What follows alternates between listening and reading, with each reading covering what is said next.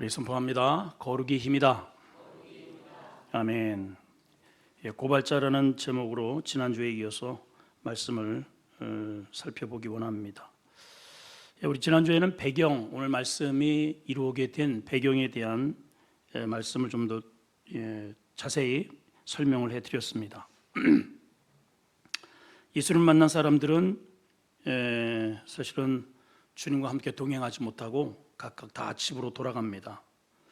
그리고 예수님은 정작 당신의 집인 예루살렘이 아버지의 집에도 불구하고 거기에 단 하루도 거하시지 않았습니다. 그리고 그곳을 떠나서 주무시기 위해서 오히려 아버지의 집을 떠나서 나와서 감람산으로 올라가서 밤새도록 경배하십니다. 아마도 기도를 하셨겠죠. 그리고 그 다음날 또 아침 일찍 올라오셔서 백성들을 가르치는 중에 발생한 사건입니다. 자, 오늘은 그 이후의 내용들을 한번 살펴보기를 원합니다. 자, 우선 오늘 내용을 보게 되면 간음을 하다가 음행 중에 잡힌 여자를 끌고 와서 가운데 세웠다고 했습니다. 음행 중에 잡혔기 때문에 쉽게 얘기하면 현행범이죠. 현행범. 재판 가운데 물증이 심증이 있어요. 심증. 그리고 100% 잘못했고요. 우리 지금 정치계도 그렇고 우리 주변에 이런 일들이 얼마나 많습니까? 누가 보더라도 잘못했고 그렇게 했고 그렇게 했어요. 근데 문제는 뭐예요? 증거 불충분, 무죄, 속 터지죠. 근데 이 여인은 쉽게 얘기하면 빼박입니다. 빼도 박지도 못하는 아주 현행범으로 붙잡혔습니다. 자, 근데 이제 이 문제를 들고 바리새인들과 서기관들, 유대인들이 예수님께 와서 지금 예수님 많은 사람들을 가르치고 있는 그 현장에 딱 세워놓고 뭔가 이게 지금 하나의 롤플레이를 지금 하고 있는 것이죠. 예수님을 엮기 위해서 하나의 좀 쇼를 지금 벌이고 있는 것입니다. 한마디로 예수님을 공경으로 몰아 넣으려는 작심을 한 것이죠. 자, 이제 오늘 5절서부터 한번 보시도록 하겠습니다. 5절입니다. 시작. 모세는 율법에 이런 여자를 돌로 치라 명하였거니와 선생은 어떻게 말하겠나이까. 자, 이들이 이제 예수님께 고발을 한 그 근거를 이렇게 이야기를 합니다. 율법은 이런 여자는 돌로 쳐 죽여야 된다고 명시되어 있습니다. 그런 거죠. 자, 율법을 한번 이제 확인해 봅니다. 레위기 20장 10절입니다. 시작. 누구든지 남의 아내와 간음한 자는 곧 그 이웃의 아내와 간음한 자는 그 간부와 음부를 반드시 죽여라. 남자든 여자든 다 죽여라. 법이 그렇게 되어 있다는 거예요.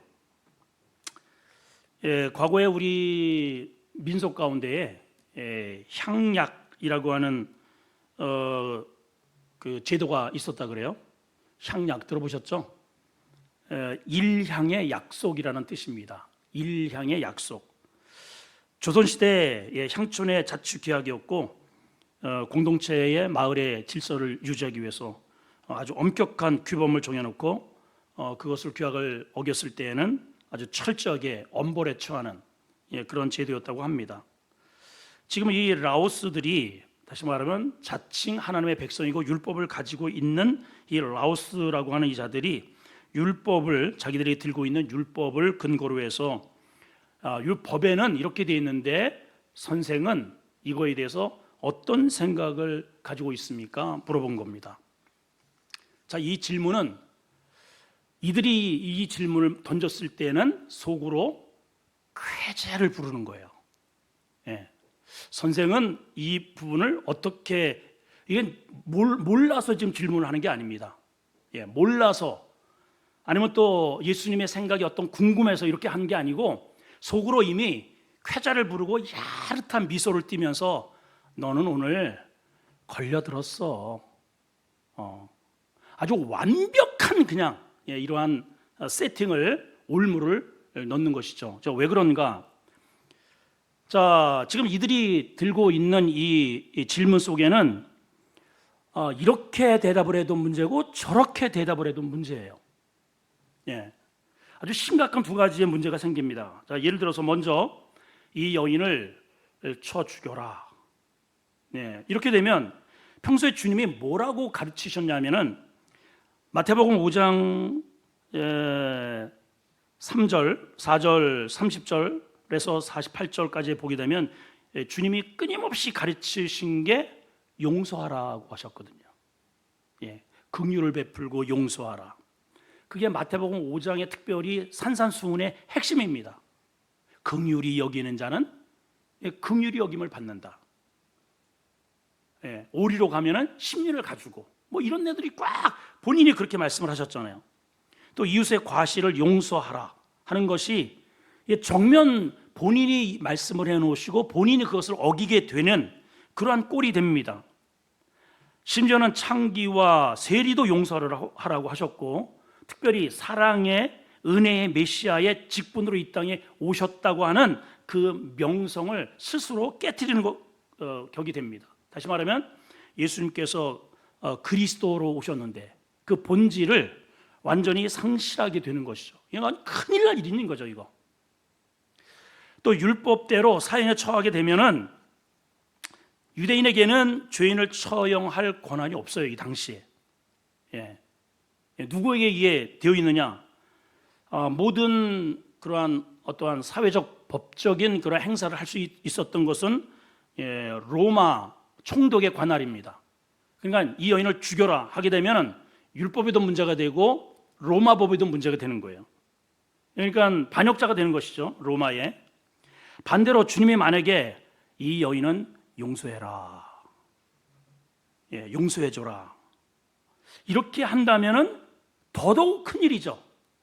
율법에 이 여인은 돌로 쳐 죽이라고 과거에 하나님이 명령한 것을 그 하나님의 아들이라고 하는 자가 이 땅에 와가지고 그 아버지의 뜻을 거역하는 신성 모독죄에 걸리는 거예요. 자, 그러니까 여인을 용납하면 율법을 어기고 여인을 벌하면 로마법을 어겨요. 이래도 문제, 저래도 문제입니다. 뭐라고 답을 해야 될까요?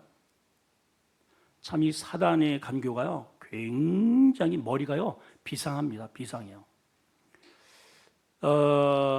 미리 좀 말씀을 드리지만 아까 방금 내려오기 전에 이제 보이스피싱이 보통 070 뭐 그다음에 어쨌든 외국 전화 080 뭐 이렇게 오는 것들은 거의 안 받아요. 이제 웬만만 해가지고 이게 다 외국 전화고 뭐 이런 스팸이라는 것들을 알기 때문에 안 받아.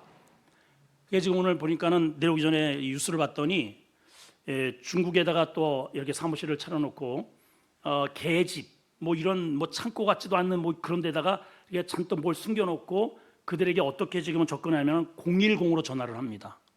010. 그래서 이들이 갈취한 독이 50억이 넘어요 지금. 야, 참 이 사탄은요 머리가 비상합니다.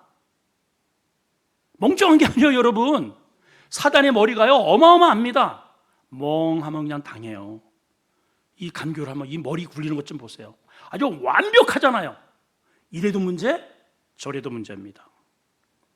자, 주님은 이 문제를 어떻게 깊이 하셨을 뿐만 아니라 이 문제를 어떻게 선으로 돌리셨는가? 주님은 이 문제, 보통 이 질문을 던지는 이 사람들의 입장에서는 너는 오늘 죽었어. 이거는 빼박이야. 오늘 딱 걸려들었어. 어떻게 할래? 100%나 함정을 딱 파놓고 그렇게 질문을 했는데 주님은 함정을 빠지지도 않으실 뿐만 아니라 이 문제를 기가 막히게 선으로 돌려놓으십니다. 그래서 하나님의 지혜인 거예요. 요즘 우리가 이 잠언서를 우리가 새벽마다 보고 있어. 그래서 그 지혜가 최고라고 하는 거예요. 지혜를 얻어라. 그 지혜는 어떤 지혜? 하나님을 경외하는 지혜. 죄를 짓는 지혜.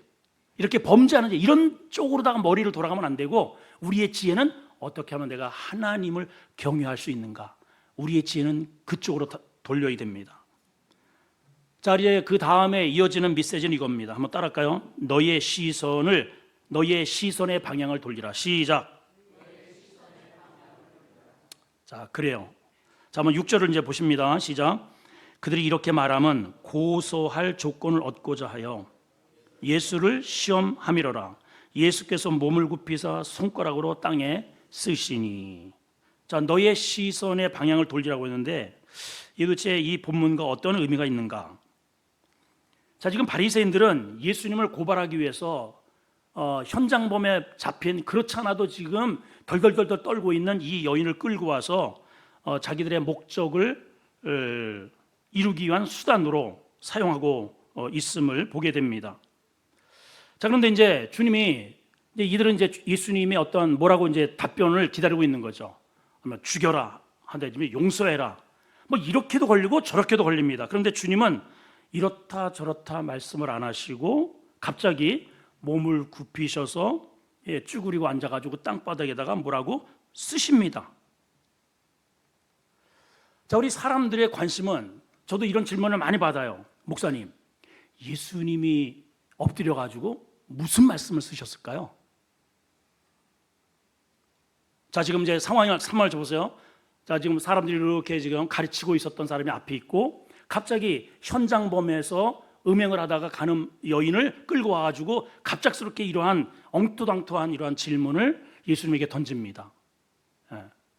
이 여인을 율법에서는 죽이라고 했는데 당신은 어떻게 생각하시오? 근데 예수님이 갑자기 몸을 굽히시더니 땅에다가 뭐라고 이렇게 쓰시는 거예요? 뭐 용서하라고 썼다, 아니면 그걸 왜 나한테 묻냐고 썼다. 뭐 별의별 이야기들이 뭐 여기에서 많이 이렇게 유출을 합니다. 저는 답을 압니다.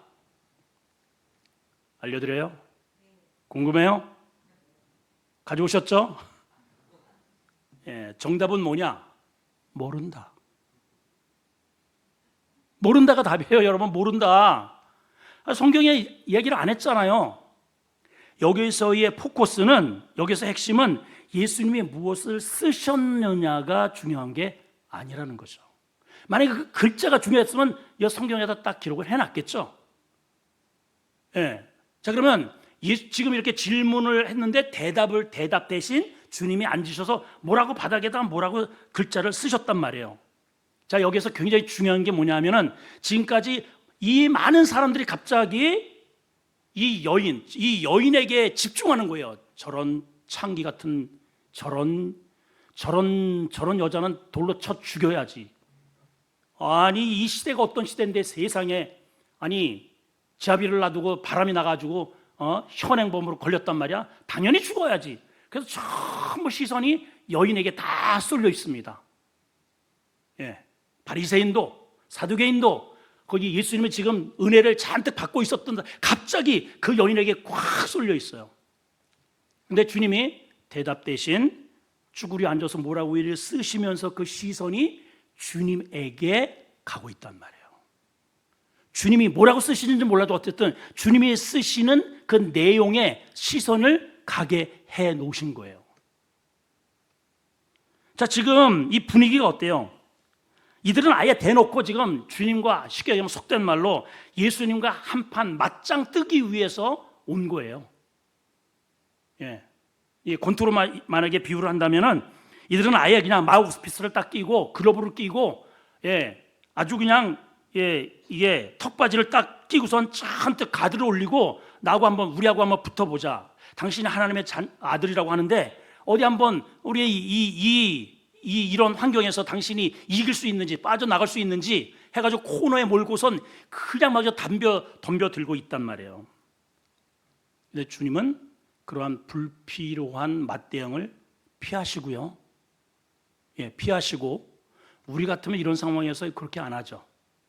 근데 주님은 그런 상황을 피하시고 일단은 그 시선을 그 여인에게 갔던 그러한 분노와 증오와 죽음이라고 하는 그러한 아주 저주스러운 그러한 시선을 예수님에게로 돌리게 하셨습니다. 여러분, 심각한 우리 가정이나 교회나 여러분들의 직장에서 어떤 문제가 생깁니다. 이 문제를 해결할 수 있는 첫 번째의 단초가 뭐냐면 그 문제만 뚫어지게 해서 막 끊임없이 그 문제를 추적하고 어쩌고 저쩌고 갑롯을박의 그 시선을 예수님께로 가져가시는 게 첫 번째예요. 문제는요, 거기에 있지 않아요. 일렁거리는 파도 아무리 묵상해봐야 겁만 납니다. 해답 없어요. 그때는 지금까지 내가 의식하지 않았던 주무시는 예수님을 흔들어 깨우는 게 첫 번째 답이란 말이에요, 여러분. 믿어지면 아멘 합시다. 주님이 지금 그렇게 하시는 거예요. 사람들의 마음을 여자 바라보면 분노가 일어납니다. 그 시선을 예수님께로 돌리게 해서 일단은 한 단계 잠재우게 하셨어요. 그러면서 7절을 이렇게 이어갑니다. 7절 보십시다. 시작. 그들이 묻기를 맞이 아니하는지라 이에 일어나 이르시되 너희 중에 죄 없는 자가 먼저 돌로 쳐라. 자, 이제 무슨 말인지는 어쨌든 모르지만은 그런 상황에서도 채근이 들어옵니다. 묻기를 계속한다는 거야. 맞이 아니하는지라. 당신은 어떻게 할 겁니까? 이거 왜 대답을 안 합니까? 뭐라고 말은 좀 해보세요. 근데 주님이 한 말씀 하셔요. 너희 중에 죄 없는 자가 먼저 쳐라 이거예요. 먼저 쳐봐라. 여기 죄 없는 자라는 헬라어로 아나마르테토스라는 단어입니다. 이게 어떤 의미를 가지냐면은 너희 중에서 지금까지 살면서 완전 무결한 의인이 있다면 나와서 돌을 저 여자에게 돌판매질을 해라, 이런 뜻이거든요. 지금까지 살면서 한 번도 죄를 짓지 않는 자가 있다면 자신 있게 와서 이 여인에게 돌로 쳐라. 자, 율법이 말하는 죄의 기준과 예수님이 말씀하시는 죄의 기준이 또 달라요. 율법은 분명히 살인하지 말라, 간음하지 말라, 도둑질하지 말라, 이웃의 것을 탐나지 말라, 하나님을 잘 섬겨라, 뭐 10가지 그런 조항들이 있었습니다. 근데 주님은 이것을 다시 재해석을 했어요. 뭐라고 합니까? 마음속으로 실제로 칼로 이렇게 쿡 찔러서 총을 쏴서 그렇게 해서 아니면 폭력을 해서 교통사고로 폭탄으로 그렇게 사람을 죽이지 않았다 할지라도 율법은 그렇게 죽여야 죽이는 거예요. 실제로 남의 것을 도둑질해야 그거는 도둑이에요. 근데 주님은 마음속에 저거 죽이고 싶다는 마음만 있어도 살인자래요. 누구에게 간음하고 싶은 마음만 있어도 간음자래요. 다른 사람의 것을 저건 내 것으로 삼고 싶다라고 그 도둑놈이래요. 그러니까 이런 거 저런 거 저런 거 다 지켰어도 하나가 딱 거치는 순간 지옥입니다, 여러분.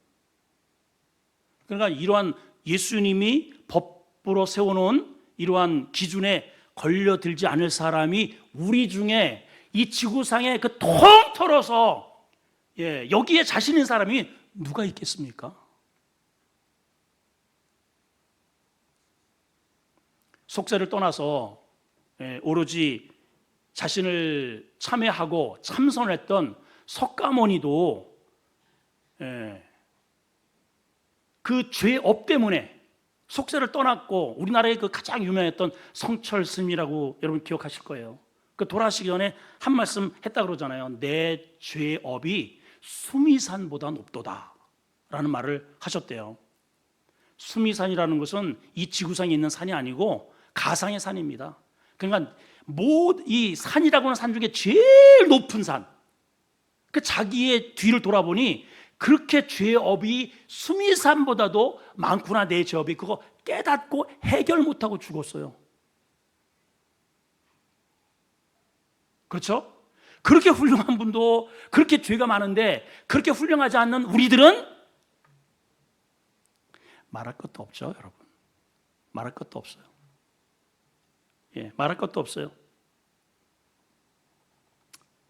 자, 이 말을 들은 사람들이 처음에는 혈기왕성하고 얼굴에 분노가 가득하고 막 눈에 그냥 막 이 핏줄이 서 있고 이 목소리에는 막 힘이 실리고 이런 여인은 당신은 어찌하면 좋다고 생각하시오?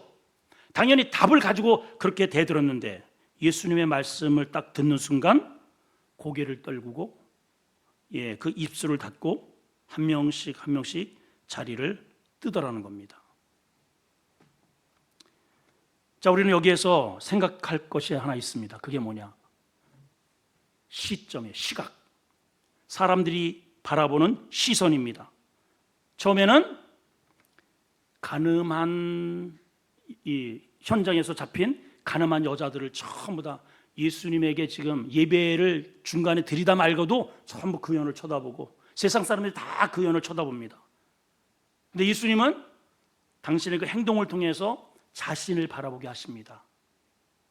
예. 그리고서는 이제는 반대로 그렇게 고소했던 자기 자신들을 바라보게 했어요. 죄가 없는 사람이 있다면 돌로 쳐라. 너희를 먼저 살펴라. 이 여인에게 돌팔매를 하기 전에 이 여인에게 돌팔매를 할 만큼 죄가 없는 자가 있다면 한번 나와봐라. 이러려면 자기들을 살펴봐야 되겠죠? 남을 정죄하는 시각에서 자기를 먼저 성찰하는 그러한 시선을 주님은 돌리게 하셨다는 거예요. 자, 그 다음 단계는 바로 그래서 이것입니다. 성찰이 작동하는 성도가 되자. 시작. 성찰이 작동하는 교회가 되어야 됩니다. 예, 이게 없으면 전부 다른 사람의 것, 다른 교회, 다른 사람의 어떤 잘못만 끊임없이 우리는 이야기를 할 수밖에 없습니다. 자, 9절입니다. 시작. 그들이 이 말씀을 듣고 뭐가요? 양심의 가책을 느껴 어른으로 시작하여 젊은이까지 하나씩 하나씩 나아가고 오직 예수와 그 가운데 섰는 여자만 남았더라. 예, 여인을 공격하고 고발했던 자들이 주님의 말씀 한마디에 전부 뭐라고 돼 있냐면 양심의 가책을 느꼈다고 했습니다. 여러분, 우리에게 하나님께서 일반 은총 가운데 주신 특별한 선물이 뭐냐면 양심이라는 거예요. 양심. 자, 잠언서 20장 27절에 이렇게 기록되어 있습니다. 시작. 사람의 영혼은 여호와의 등불이라 사람의 깊은 속을 살피라. 사람의 깊은 속에 뭐가 있길래 양심을 하나님은 살피신다는 거예요. 내 안에 양심이 살아있느냐. 로마서 2장 15절에도 바울은 이런 말을 했습니다. 시작. 이런 이들은 그 양심이 증거가 되어 그 생각들이 서로 혹은 고발하여 혹은 변명하여 그 마음에 새긴 율법의 행위를 나타내느니라.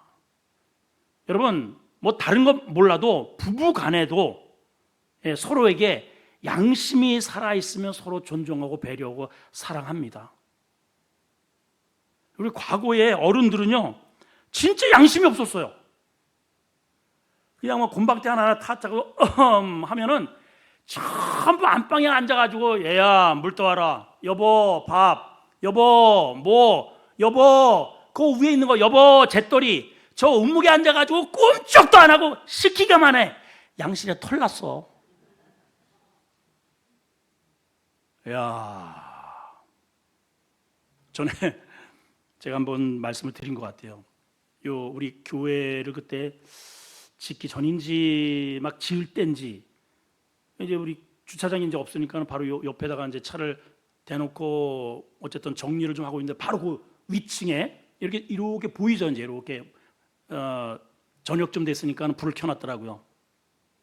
할아버지가 술이 건화하신 거예요. 이제 건화했는데 못 멸하더니 할아버지가 그 할머니한테 욕을 해 대시는데 난 진짜 세상에 근데 할머니는 뭐 원체 그냥 뭐 평소에 그렇게 욕을 들으셔가지고 아무렇지도 않아.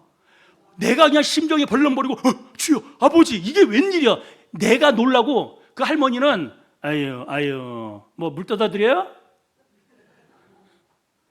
와, 예, 그렇죠. 그러려니 그냥 평생 빨래해주고 밥해주고 평생 자식 키워주고 아니 그랬으면 그 함께 그렇게 뒷바라지를 해준 그 아내를 좀 소중하게 다루고 양심이 있단 말이에요. 양심이 있으면 그렇게 못하죠. 그죠? 우리가 양심이 있으면 우리 억만 죄를 예수님이 내 죄 때문에 십자가에 대신 죽으시고 돌아가시고 그 엄청난 고난을 당하시고 침뱉음을 당하시고 주먹다짐 당하시고 죽어주셨는데, 양심이 있다면 그 주님이 원하시는, 그렇게 부를 때에 쳐다라도 봐야죠. 쳐다도 안 봐요. 그게 다 하나님 것인데 주녀는요, 주머니 한번 들어가면 나올 생각이 안 해. 양심에 털났어요.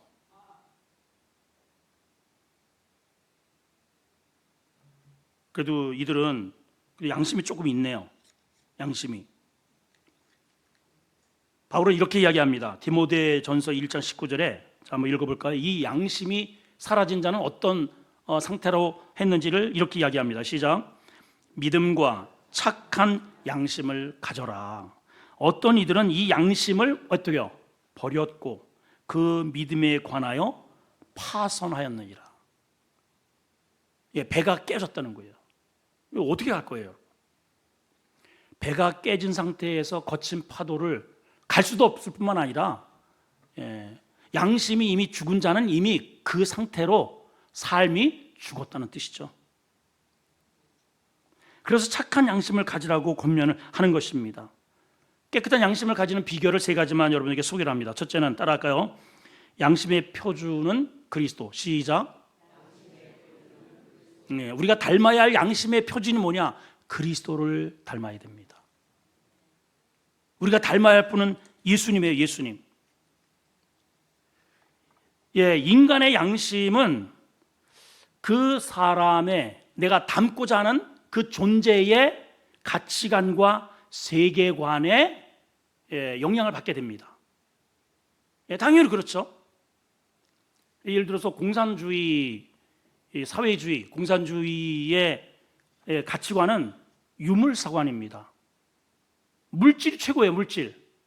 자, 그러니까는 이 물질을 위하고 이 체제를 유지하는 데에 사람의 생명은 해도 전혀 양심에 꺼리낌이 없는 거예요. 그래서 위험한 겁니다, 여러분. 그래서 우리나라에 사회주의가 들어오면 안 돼. 대답하여, 빨리. 아니, 얘기했잖아요. 조국이는 자기 스스로가 나 사회주의라고. 지금 인기가요 20%예요, 20%. 거기와 연관된 그러한 당들을 지지하는 사람들이 우리 성도들 중에 되게 많아. 이상해요, 진짜. 나는. 여러분, 절대로 안 됩니다, 여러분. 사회주의, 공산주의는요, 그 가치관이, 세계관이 유물사관이라니까. 물질만, 그 체제만 유지할 수 있다면 무슨 짓을 하더라도 전혀 마음에 꺼리낌이 없는 겁니다. 중국이 그러하고 러시아가 그러하고 바로 옆에 북한이 그러하잖아요. 그걸 우리가 왜 끌어들려고 합니까, 여러분? 우리는 신본주의로 하나님의 은혜로 세워진 나라입니다. 아멘이죠? 이거를 잊어버리는 순간 파손하는 거예요, 여러분. 파손이에요, 파손. 두 번째는 양심을 말씀으로 성장시켜야 됩니다. 자, 시작. 양심을 말씀으로 성장시켜라. 여러분, 사람의 지식과 몸이 성장하듯이 양심도 자랍니다. 양심도 자라요. 어린아이의 양심과 어른의 양심의 수준이 다르죠. 배운 자와 그렇지 못한 자의 양심의 수준이 다릅니다. 성도는 하나님의 말씀으로 양심을 업그레이드 시켜 나가야 돼요. 다른 사람들은 에이, 뭘 그런 걸 가지고 그래, 이런단 말이에요. 근데 하나님의 양심, 예수님의 양심은 작은 것에도 예민합니다, 여러분. 우리는 뭘 그걸 가지고 그래. 저도 그럴 때가, 저희 아내하고 저하고의 그 차이점이 좀 그런 것 같아요. 우리 집사람은 좀 철저합니다. A형이거든요. 저는 O형입니다. 그냥 둥글둥글해요. 그냥 둥글둥글. 대충 이렇게 넘어가기를 좋아하는데 우리 집사람은 A예요. A. 각이 서 있어요. 아닌 건 아닌 겁니다. 근데 나는 이제 아닌 것도 기라고 생각하는 게 있거든요. 여기서 충돌이 일어나. 그래서 우리가 그리스도의 양심을 모델로 삼아야 됩니다. 모델로. 세 번째는 회개하는 생활을 해야 됩니다. 따라합시다. 회개하자. 우리가 아무리 바른 양심을 가져도 우리가 완벽하지 않거든요.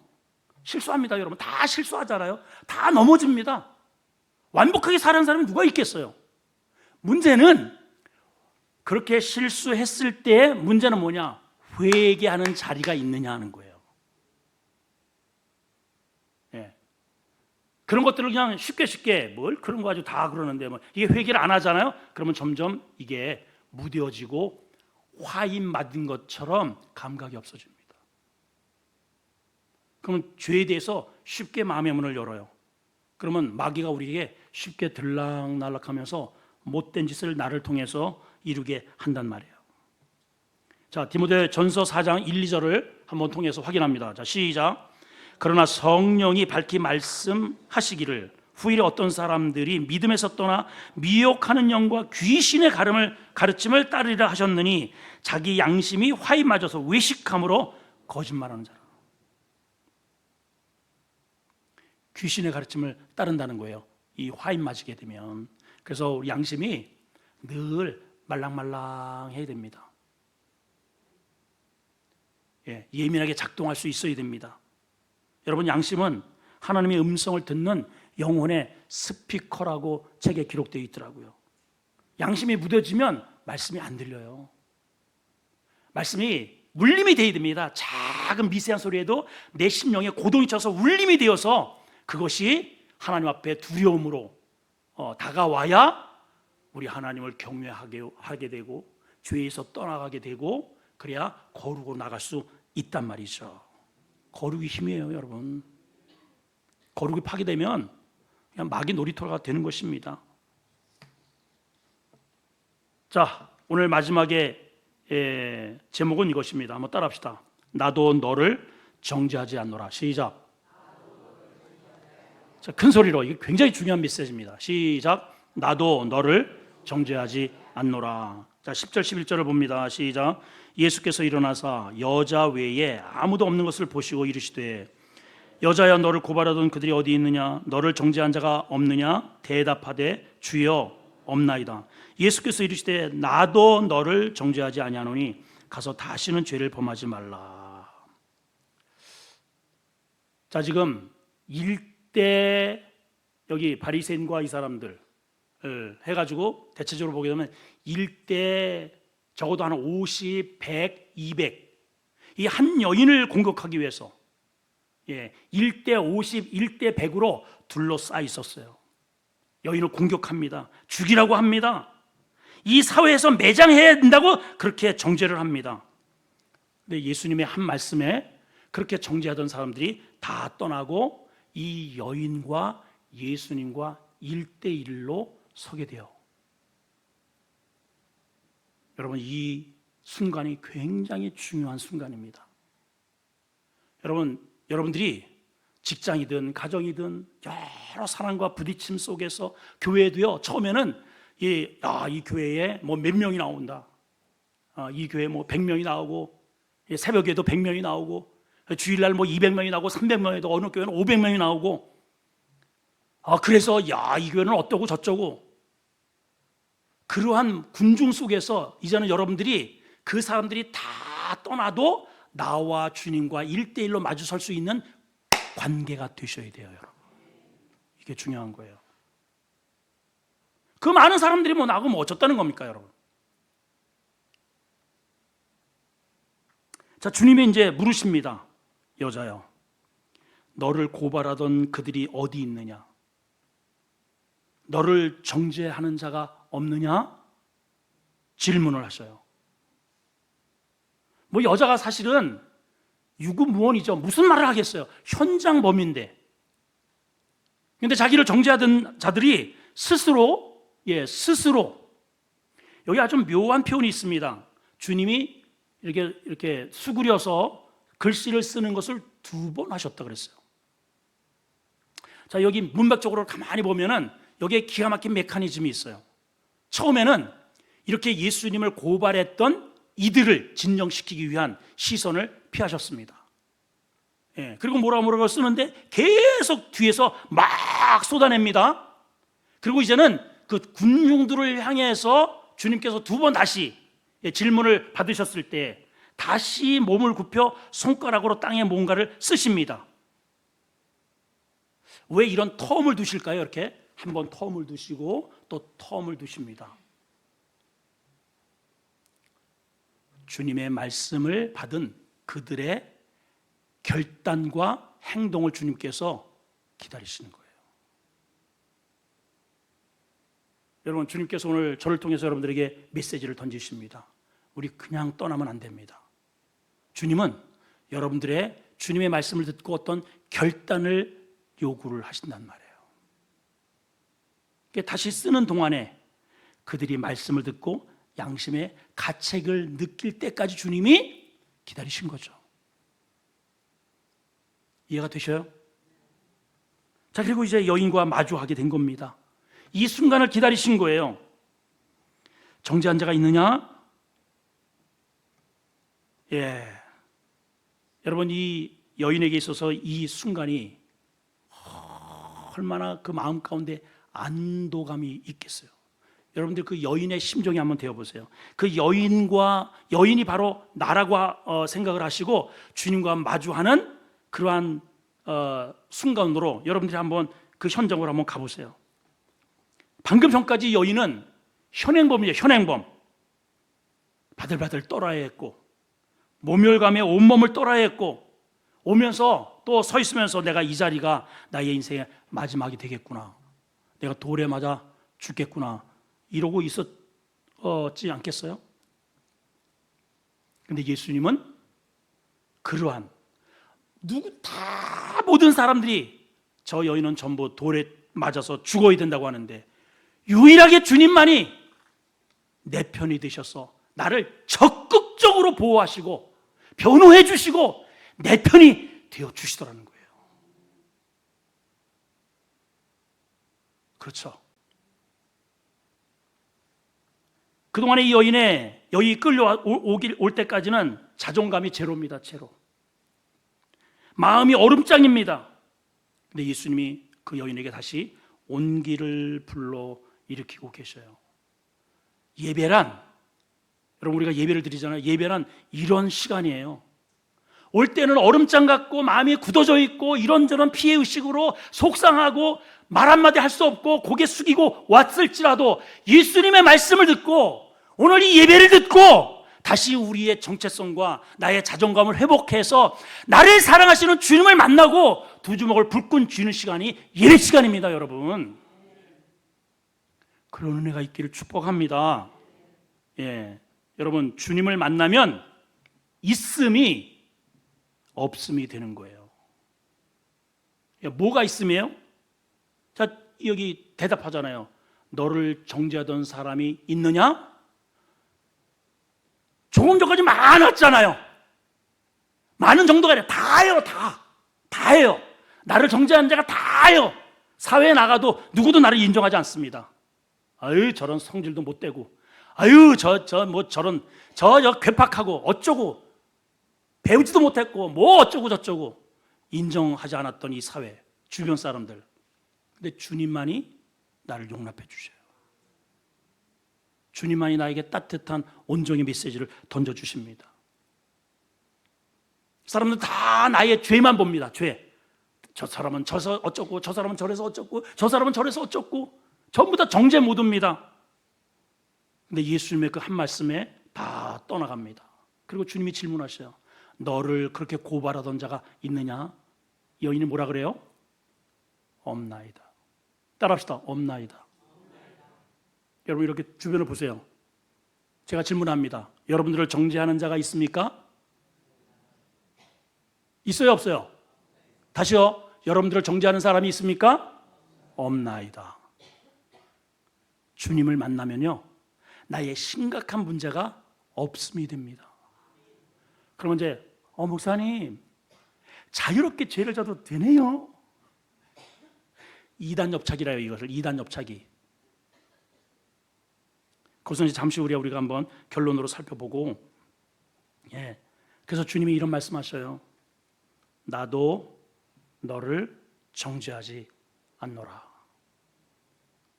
이 말의 원어적인 의미는 나는 너를 쓰레기로 보지 않는다, 이런 뜻입니다. 사람들 다 쓰레기로 봐요. 쓰레기. 창녀로 봅니다. 예. 그리고 이어서 말씀하십니다. 나는 너를 정죄하지 않노니 가서 다시는 죄를 범하지 말아라. 네가 이렇게 된 것은 네가 그것을 선택했기 때문이야. 네가 거룩하지 않아서 그런 거야. 하나님의 자녀이면서 하나님의 백성으로 살면서 거기에서 이탈했기 때문에 이런 수치를 당한 것이야. 내가 너의 그 수치를 내가 대신 끌어안고 십자가에 해결할 테니 너는 자유로워라.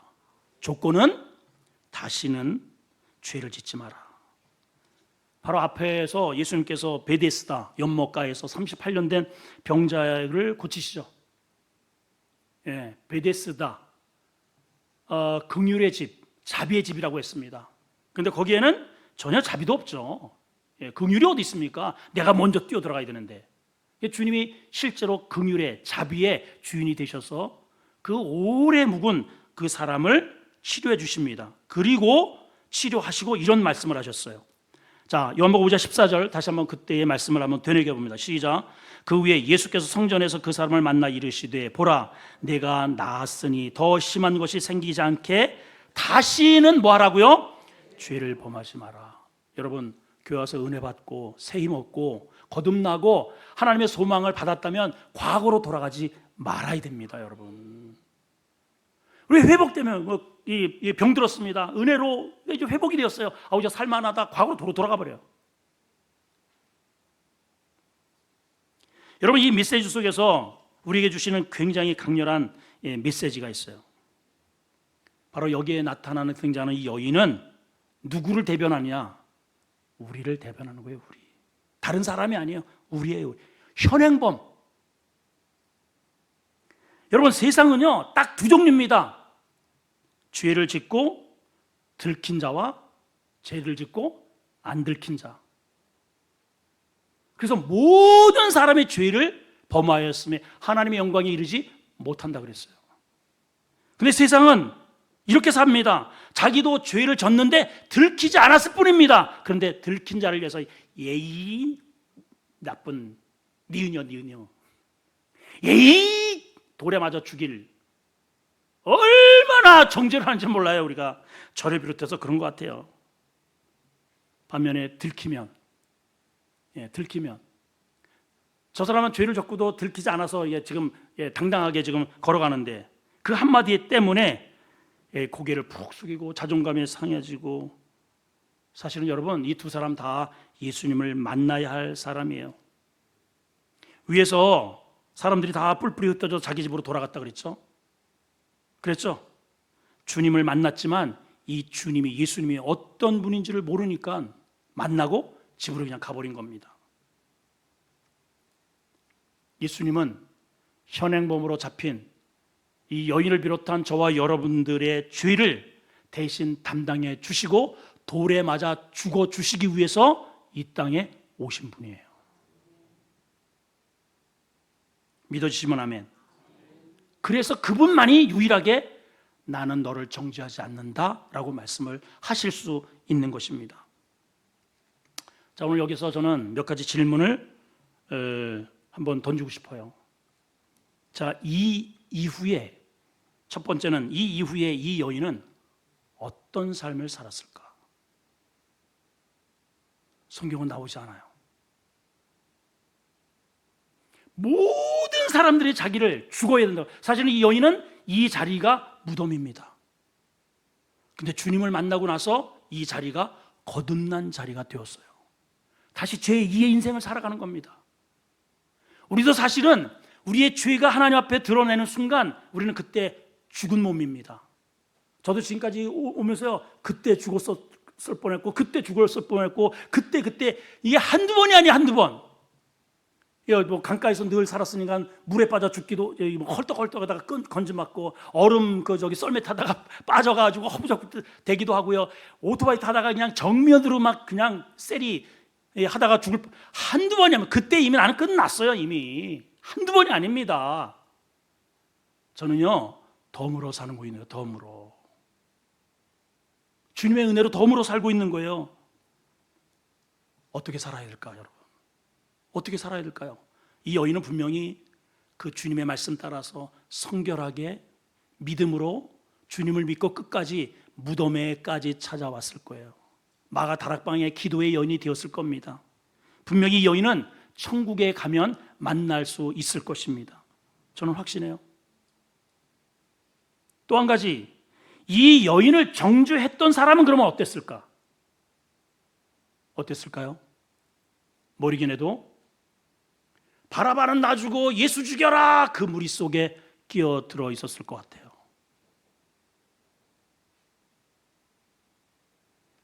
정죄의 모드를 쉽게 하는 사람들은 끝까지 그렇게 살아간다는 것이죠.